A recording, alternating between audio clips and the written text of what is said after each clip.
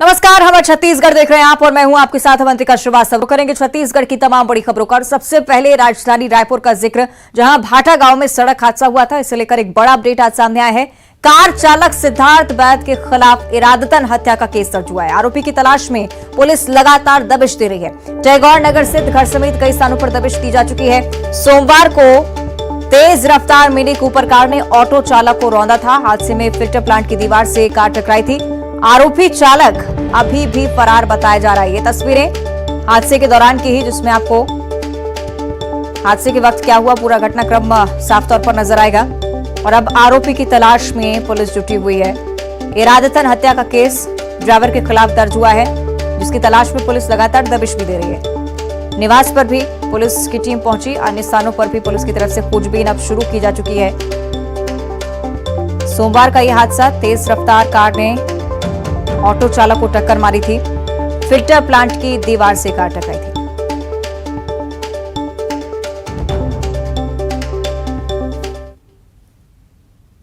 चलिए, और ज्यादा जानकारी इस पर हम लेंगे। सहयोगी तनु वर्मा हमारे साथ लाइव जुड़ रही हैं, उनका हम रुख कर लेते हैं। तनु, क्या कुछ अपडेट इसे लेकर, क्योंकि फिलहाल बताया जा रहा है कि अभी भी फरार है आरोपी, तलाश जारी। जी देखिए, बीते सोमवार को भाटा गांव फिल्टर प्लांट के पास रिंग रोड पर एक दर्दनाक सड़क हादसा हुआ था, जिसमें तेज रफ्तार मिनी कूपर कार ने ऑटो समेत बस से उतरे यात्री मंडला निवासी यात्री चंदन गर्ग को अपने चपेट में ले लिया और उस मंडला निवासी चंदन गर्ग को कार रौंदते हुए रेलिंग को तोड़कर भाटा गांव फिल्टर प्लांट के पास जा टकराई थी। जिसके बाद मंडला निवासी चंदन गर्ग की मौके पर ही मौत हो गई और आसपास के लोगों के द्वारा इसकी जानकारी टिकरापारा पुलिस को दी गई, जिसके बाद आरोपी को हिरासत में लिया गया और आरोपी सिद्धार्थ बैद के खिलाफ 304A के तहत मामला दर्ज किया गया। लेकिन कुछ देर बाद पुलिस के द्वारा आरोपी सिद्धार्थ बैद को जमानत दे दी गई। वहीं जिसके बाद से पुलिस के ऊपर भी तमाम सवाल उठने लग गए, लेकिन इसके बाद भी पुलिस के द्वारा आरोपी के खिलाफ कोई सख्त कार्रवाई नहीं की गई। और वहीं हादसे के दूसरे दिन इस पूरे मामले का सीसीटीवी फुटेज भी सामने आया, जिसमें कार तेज रफ्तार से आकर ऑटो समेत चंदन गर्ग को चपेट में लेते हुए साफ दिखाई दे रही थी।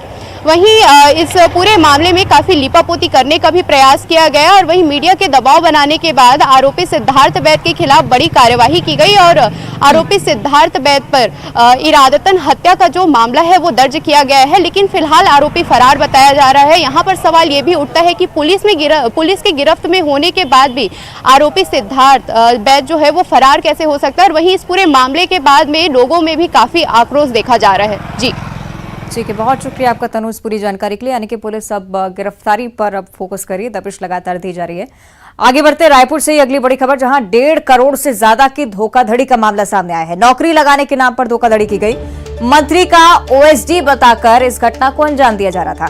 कई विभागों में नौकरी लगाने का झांसा आरोपी दे रहा था। ठगी के दोनों आरोपियों पर केस दर्ज हो चुका है। मुजगहन थाना पुलिस अब इस पूरे मामले की जांच कर रही है। रायपुर से बड़ी जानकारी, नौकरी लगाने के नाम पर ठगी की वारदात को अंजाम दिया जा रहा था। 1.5 करोड़ से ज्यादा की धोखाधड़ी हो चुकी थी। सही युगल से हम ज्यादा जानकारी लेंगे। युगल, क्या है पूरा मामला? देखिए अवंतिका, इस तरह से जो लोग रहते हैं, रोशन लाल मिश्रा है, जो टाकेश्वर समुंद है, ये ऐसे लोग हैं जो ग्रामीण बोले वाले लोगों को फंसाने का जो प्रयास करते हैं और इसमें करोड़ों रुपए की ठगी करते हैं। फिलहाल इस मामले में 2 आरोपियों के खिलाफ मामला दर्ज किया गया है। मंत्री का खास आदमी ओएसडी बता करके इस तरह के पूरी जो लगभग 1.5 करोड़ की जो ठगी है उसके घटना को अंजाम दिया है। और ये तलाशते हैं कि आखिर बेरोजगार युवक हैं, ऐसे लोग हैं, उनकी तलाश करते हैं और उन्हें बड़े ही शातिर तरीके से अपने जाल में फंसाते हैं, रकम लेते हैं और महीनों बाद जब नौकरी नहीं लगती तब इन जो पीड़ितों को पता चलता है कि वो ठगी के शिकार हो गए हैं। फिलहाल इस तरह के जो रैकेट है ये या ऐसे लोग हैं, कई मामले प्रकाश में आए हैं जो नौकरी के नाम से ठगी करने का प्रयास करते हैं। फिलहाल जो पुलिस है और मामले की तलाश कर रही है, जी जांच कर रही है। जी ठीक है, बहुत शुक्रिया आपका युगल इस पूरी जानकारी के लिए। आगे बढ़ते हैं सूरजपुर से अगली बड़ी खबर, जहां बारातियों से भरी बेकाबू कार सूखे कुएं में जा गिरी। कार में सवार 6 लोगों को गंभीर चोटें आई हैं। सभी घायलों को स्थानीय अस्पताल में भर्ती करवाया गया है। ओड़गी ब्लॉक के खोहिर गांव की पूरी घटना, सड़क हादसा। तस्वीरें भी हम आपको लगातार दिखा रहे हैं किस तरह से ये कार क्षतिग्रस्त होते हुए सूखे कुएं में जा गिरी। बताया जा रहा है कि बाराती इस कार में सवार थे। करीब 6 लोग जो कि इस कार में सवार थे इस दुर्घटना का शिकार हुए हैं। कुछ लोगों को गंभीर चोटें भी हैं। सभी लोगों को स्थानीय अस्पताल में भर्ती करवाया गया है। ओड़गी ब्लॉक के खोहिर गांव की पूरी घटना। और अब भिलाई से अगली बड़ी खबर। भिलाई इस्पात संयंत्र हादसे को लेकर जानकारी सामने आ रही है। ईडी वर्क्स और फैक्ट्री मैनेजर को शो कॉज नोटिस जारी किया गया है। 7 दिन के अंदर इस पूरी घटना को लेकर जवाब पेश करना है।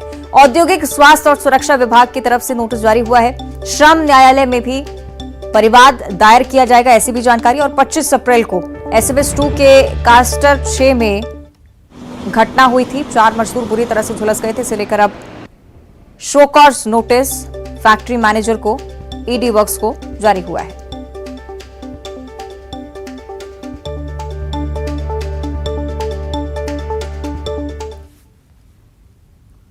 आगे बढ़ते हैं। सीएम भूपेश बघेल के आज के कार्यक्रमों को लेकर आपको जानकारी दें। आज रायपुर में द प्रोग्रेस ग्लोबल अवार्ड्स का आयोजन किया जा रहा है, जिसमें मुख्यमंत्री भूपेश बघेल शिरकत करेंगे। साथ ही साथ आरंग में भी आज एक खास कार्यक्रम चंद्रनाहु कुर्मी क्षत्रिय समाज के कार्यक्रम में मुख्यमंत्री भूपेश बघेल की मौजूदगी रहेगी। ये 2 मुख्य कार्यक्रम, एक रायपुर में, दूसरा आरंग में, जिसमें मुख्यमंत्री भूपेश बघेल शिरकत करने वाले हैं।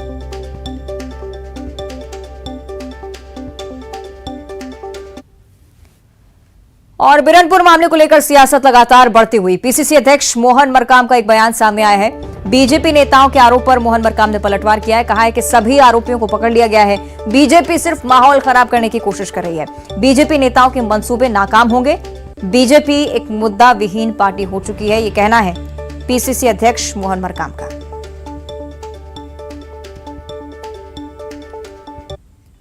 आरोपी थे बिरनपुर घटना में, उन आरोपियों को छत्तीसगढ़ पुलिस ने उनको गिरफ्तार किया है, उनको जेल भी भेज दिया है। अगर कोई अन्य आरोपी हैं तो उनको भी पकड़ने का प्रयास करेगी, मगर भारतीय जनता पार्टी उसको हवा देने का प्रयास कर रही है। भारतीय जनता पार्टी के मंसूबे पूरे नहीं होंगे, क्योंकि भारतीय जनता पार्टी के पास कोई मुद्दा नहीं है। मुद्दा विहीन भारतीय जनता पार्टी इस ढंग से मुद्दों को भड़काने का प्रयास करने का प्रयास किया जा रहा है, मगर भारतीय जनता पार्टी के बहकावे में छत्तीसगढ़ की जनता, बिरनपुर की जनता नहीं आने।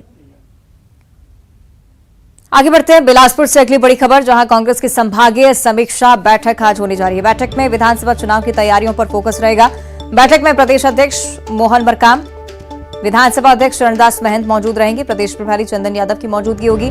बूथ प्रबंधन कमेटी के प्रभारी अरुण सिसोदिया इस बैठक में शामिल रहेंगे। जिला अध्यक्ष, शहर अध्यक्ष, सभी ब्लॉक अध्यक्ष इसमें मौजूद रहेंगे। रायगढ़, सारंगढ़, पेंड्रा, गुरेला, मरवाही, मुंगेली, कोरबा के जिला अध्यक्ष भी इस बैठक में शिरकत करने वाले हैं। बिलासपुर संभाग में हमारे ब्लॉक अध्यक्षों, जिला अध्यक्षों, संगठन के प्रभारियों और विधायकों की महत्वपूर्ण बैठक आयोजित की गई है, जिसमें मिशन 2023 और मिशन 2024 की तैयारियों को लेकर हम लोग कर रहे हैं। हमारा पूरा फोकस बूथों को मजबूत करना है। हम बूथ मजबूत रहेंगे तो हम विधानसभा और अन्य चुनाव जीतेंगे, इसलिए हम उसकी समीक्षा कर रहे हैं। अगर कुछ कमियां हैं, उन कमियों को दूर करने का प्रयास भी कर रहे हैं। और हम लोग अगले महीने से हर विधानसभा स्तर में हमारे बूथ प्रभारियों की ट्रेनिंग प्रोग्राम आयोजित करने वाले, इसके लिए उसकी समीक्षा बैठक आज बिलासपुर। आगे बढ़ते हैं। रायपुर से अगली बड़ी खबर, छत्तीसगढ़ में आरक्षण का विवाद लगातार तूल पकड़ता जा रहा है। ओबीसी संयोजन समिति राज्यपाल से मुलाकात करने वाली। अब आरक्षण विधेयक लागू करवाने के लिए ज्ञापन सौंपा जाएगा। राज्यपाल के सामने 5 सूत्रीय मांग आज रखी जाएगी। दोपहर 12 बजे राजभवन में ज्ञापन सौंपने की तैयारी। छत्तीसगढ़ में आरक्षण विवाद लगातार बढ़ता हुआ। ओबीसी संयोजन समिति आज राज्यपाल से मुलाकात करेगी। 12 बजे का समय इसके लिए तय किया गया है। और अब अंबिकापुर से अगली बड़ी खबर है। सरकारी जमीन की फर्जी रजिस्ट्री का मामला सामने आया है। ग्राम पंचायत भटको के ग्रामीणों ने थाने में इसे लेकर शिकायत दर्ज करवाई है। मुख्य बात यह कि खाद्य मंत्री के निजी सचिव और कांग्रेस नेताओं पर गंभीर आरोप लगे हैं। करीब 100 एकड़ गौचर भूमि को अवैध तरीके से बेच दिया गया, ये आरोप ग्रामीण लगा रहे हैं। मामले में खाद्य मंत्री अमरजीत भगत ने जांच के आदेश भी दिए हैं। जिला प्रशासन को जांच कमेटी बनाकर कार्रवाई करने के निर्देश जारी हुए हैं। बतौली ब्लॉक के ग्राम पंचायत भटको और करदना का ये पूरा मामला। के विभिन्न ग्रामों में सरकारी जमीन का पट्टा बनवा करके जमीन अफरा तफरी करने की शिकायत ग्रामीणों के द्वारा की गई है। शिकायत को मैंने संज्ञान में लेते हुए और जिला प्रशासन को निर्देशित किया है तत्काल इसमें जांच कमेटी बनाए और कार्रवाई कर उन अवैधानिक पट्टा को तत्काल निरस्त करें। इसमें यथाशीघ्र की गई कार्रवाई से मुझे अवगत। और अब बात करेंगे मुंगेली की। उससे पहले ये जानकारी आपके साथ हम लगातार साझा कर रहे हैं, जिसमें कांग्रेस नेताओं के नाम भी शामिल है। खाद्य मंत्री अमरजीत भगत को भी आप सुन रहे थे, उन्होंने हाल ही में कहा है कि जांच के लिए हमने कमेटी बनाई है, ये कमेटी रिपोर्ट सौंपेगी।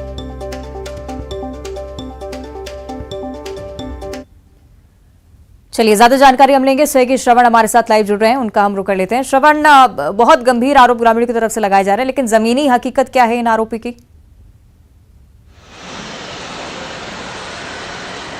देखिए, जो ग्राम पंचायत भटको और करदना के ग्रामीण बतौली थाना में पहुंचे थे और उन्होंने शिकायत किया है कि जो अमरजीत भगत खाद्य मंत्री के नीज सचिव हैं और कुछ कांग्रेसी नेता जो है शासकीय जमीन गोचर भूमि को अवैध तरीके से दस्तावेज में कूट रचना कर वो जमीन को बेच दिया गया है और कुछ अपने नाम करा ली गई है। तो ऐसा शिकायत के बाद जो है ग्रामीण वहां पर पहुंचे थे और इन तमाम मसलों पर जो है खाद्य मंत्री ने भी अपना बयान जारी किया है और ये कहा है कि जितने जो है कलेक्टर को जांच करने के निर्देश दिए हैं और ये कहा है कि जो भी उसमें दोषी रहेंगे वो उस पर कार्रवाई की जाएगी। लेकिन एक बड़ा यहाँ पे सामने निकल कर आया है कि ये जो शासकीय जमीन है उसके दस्तावेजों पर कूट रचना की गई है, ऐसा आरोप ग्रामीण लगा रहे हैं। और ग्रामीणों का कहना है कि जो गोचर की भूमि थी करीब 100 एकड़ की भूमि है, जिस पर इस तरह के जो है कूट माफ कीजिएगा श्रवण, आपको यहाँ पर रोकना चाह रही हूँ। इस बीच एक बड़ी जानकारी जगदलपुर से सामने आ रही है। अरनपुर ब्लास्ट का मास्टरमाइंड जगदीश, जिसकी अब तस्वीर सामने आई है।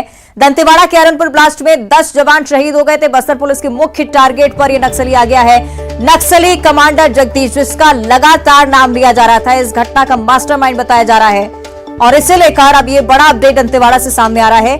तस्वीर जारी हुई है, बस्तर पुलिस के मुख्य टारगेट पर है नक्सली कमांडर जगदीश, जिसे ढूंढने के लिए ही डीआरजी के जवान पहुंचे थे। और ये देखिए तस्वीर, एक्सक्लूसिव तस्वीर सिर्फ न्यूज 18 पर आप देख रहे हैं। यही है वो नक्सली कमांडर जगदीश, जिसके तार इस पूरे साजिश से जुड़े हुए थे। दंतेवाड़ा में 3 आईईडी प्लांट करने की जो बात सामने आई थी, इस पूरी घटना का मास्टरमाइंड जगदीश, उसकी तस्वीर अब सामने आई है।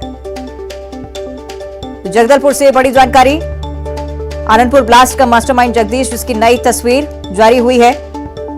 दंतेवाड़ा में आनंदपुर ब्लास्ट का पूरा जितना षड्यंत्र रचा, इस व्यक्ति की तरफ से रचा गया। बस्तर पुलिस के मुख्य टारगेट पर अब नक्सली कमांडर जगदीश, उसी को ढूंढने के लिए डीआरजी के जवान निकले थे, लेकिन इस ब्लास्ट का शिकार हुए। 10 जवान शहीद हो गए, एक सिविलियन ड्राइवर की जान चली गई और इस पूरी घटना का मास्टरमाइंड तस्वीर में दिख रहा है ये शख्स नक्सली कमांडर जगदीश है। दंतेवाड़ा के आरनपुर ब्लास्ट में मास्टरमाइंड।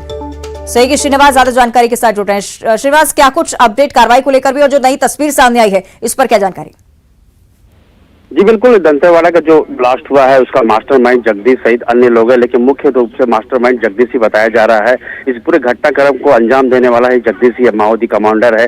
इसकी तस्वीर बस्तर पुलिस के द्वारा जारी किया गया है। साथ ही अब बस्तर पुलिस के लिए एक सुरक्षा बलों के लिए मुख्य टारगेट होगा, इस पर टारगेट किया जाएगा। सुरक्षा बल को लेकर जो बड़ा नुकसान हुआ उसको लेकर बस्तर पुलिस एक रणनीति तैयार कर रही है और रणनीति के तहत ही जो जगदीश जो कमांडर है इसकी तलाश की जाएगी और इसे टारगेट किया जाएगा। जी निश्चित ही श्रीनिवास, ये सब गोपनीय तरीके से किया जाता है। पूरी रणनीति के तहत बस्तर की सुरक्षा बल इससे टारगेट करने के लिए निकलेंगे, लेकिन अब चूंकि इतनी बड़ी घटना को अंजाम दे चुका था, इसलिए मुझे लगता है कि एक ऐसा टारगेट बन चुका है जिसे सबसे पहले ध्वस्त करने के लिए टीम प्रयास करेगी। श्रीनिवास जी बिल्कुल, बस्तर पुलिस समय समय पर जो मोस्ट वांटेड है माओवादी की तस्वीर जारी करती है, उस पर इनाम भी घोषित करती है। साथ ही जो माओवादी लीडर है उनके ठिकानों पर भी दबिश देने की कोशिश में जुटी रहती है। क्योंकि अभी बहुत बड़ा हमला हुआ है, हमारे 10 जवान शहीद हुए, तो बस्तर पुलिस सहित ही छत्तीसगढ़ पुलिस की जो तमाम जो यहाँ सुरक्षा से जुड़े जो अधिकारी है और जो बटालियन है, अब केवल माओवादी का जो कमांडर है हिड़मा सहित जगदीश, इन दोनों को मुख्य रूप से टारगेट किया जाएगा और इसका बदला लिया जाएगा। साथ ही ये भी बताया जा रहा है कि बस्तर पुलिस लगातार बैठक कर रही है, रणनीति तैयार कर रही है और चारों तरफ से बीजापुर, दंतेवाड़ा, सुकमा, इन तीनों जिलों से, सीमाई जिलों से घेरने की योजना बनाने की रणनीति फिलहाल अभी तैयार की जा रही है। जी श्रीनिवास, ये तस्वीर बस्तर पुलिस की तरफ से साझा की गई है, लेकिन क्या लोकेशन का अभी तक पुलिस को पता चल पाया है? चूंकि कुछ दिनों पहले इसी क्षेत्र में मौजूदगी थी। जी, समय समय पर माओवादी अपना इलाका बदलते हैं, कभी नारायणपुर सरहदी इलाके में पहुंचते हैं, कभी दंतेवाड़ा, कभी बीजापुर, तो ऐसे कभी सुकमा, तो ऐसे चारों जिलों को जो सीमाई इलाके, चूंकि चारों जिलों के सीमाई इलाके में अबुझमाड़ भी पड़ता है, महाराष्ट्र राज्य भी पड़ता है, तेलंगाना राज्य भी पड़ता है, उड़ीसा राज्य भी पड़ता है। तो ऐसे में घटना करके अधिकतर जो माओवादी घटना करने के बाद दूसरे स्टेट में चले जाते हैं, दूसरे राज्य में चले जाते हैं। तो दूसरे राज्य से भी समन्वय बनाने की कोशिश की जा रही है ताकि ये जो मोस्ट वांटेड है जगदीश, इसकी गिरफ्तारी हो सके, इसको टारगेट किया जा सके। जी निश्चित तौर पर श्रीनिवास, जो जानकारी आप दे रहे हैं, जिसका जिक्र लगातार किया जाता रहा है कि नक्सली अक्सर अपनी जगह बदलते हैं, हालांकि एक बड़ी चुनौती अब बस्तर पुलिस के लिए ये भी होगा कि इस व्यक्ति को जल्द से जल्द टारगेट किया जाए। शुक्रिया आपका श्रीनिवास, फिलहाल इस पूरी जानकारी के लिए। और अब मुंगेली से अगली बड़ी खबर। अचानक मां टाइगर रिजर्व में बाघिन को छोड़ा गया है। डीएफओ की मौजूदगी में जंगल में इस बाघिन को छोड़ा गया। घायल बाघिन अब पूरी तरह से स्वस्थ बताई जा रही है। 1 महीने तक इसका इलाज चला। बाघिन ने इस दौरान 2 लोगों की जान ले ली थी। ग्रामीणों ने भी बाघिन को घायल किया था, ऐसी भी जानकारियां सामने आई थी, लेकिन अब ये बाघिन पूरी तरह से स्वस्थ है। कॉलर आईडी लगाकर इसे अचानक मां टाइगर रिजर्व में छोड़ा गया है। तो डीएफओ की तरफ से ही ये जानकारी साझा की गई है। सहयोगी प्रशांत का रुख करेंगे, ज्यादा जानकारी के साथ हमारे साथ जुड़ रहे हैं। प्रशांत, क्या कुछ जानकारी फिलहाल बताया जा रहा है कि बाघिन को छोड़ दिया गया है अचानक मार?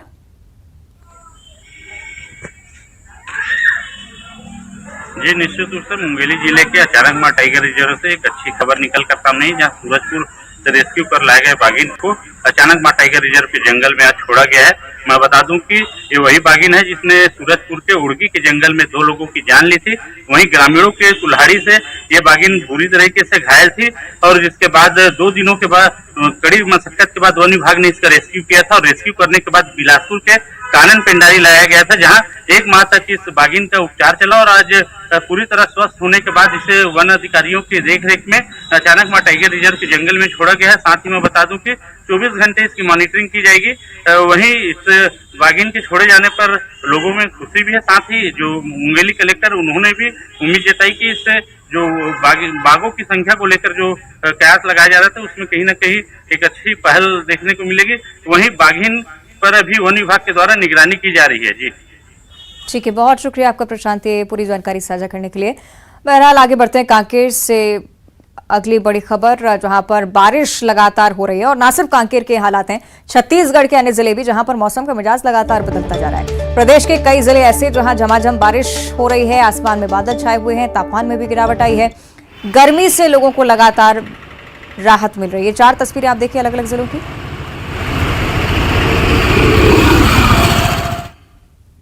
और हमारे छत्तीसगढ़ में इतना ही। देखते रहिए न्यूज़ 18।